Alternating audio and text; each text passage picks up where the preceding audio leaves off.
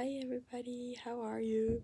I hope you're okay. My name is Millie, and in this video I'm gonna tell you what's the thing you should consider when you want to decide how many megabytes you should contract in your internet pack.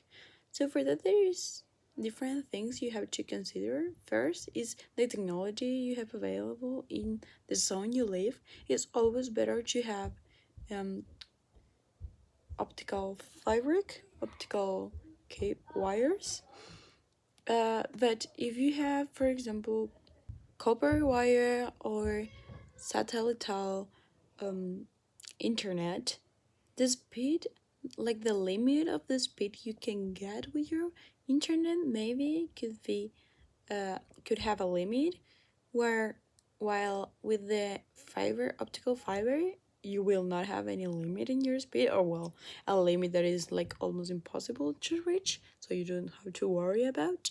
So for example, in my house we wanted um to rent 100 megabytes wi-fi, but then we discovered that we have a copper wire and that it only will stand um 10 megabytes of internet, so it was not worth it to rent it because anyways we will not be able to reach that speed. So you have to first check if the equipment you have in your house can support the megabytes you are paying for.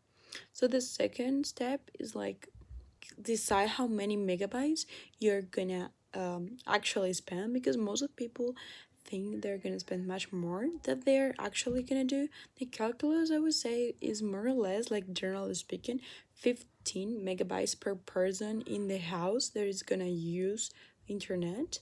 Okay. So for example, a video game streaming will consume 35 megabytes per second as a maximum, in general speaking. Then a video in Netflix in full HD 4K will consume 25 megabytes per second. A video call will consume more or less 5 megabytes per second or even less. A YouTube video will consume like 10 megabytes per second or maybe 14, depending on the video you're watching and the quality of the video you're watching. So for example, let's say you're in a house with 4 people, which is the most common case. The first person is playing a video game on streaming. He will consume 35 megabytes per second. Then two are watching a series on Netflix. They're consuming 25 megabytes per second.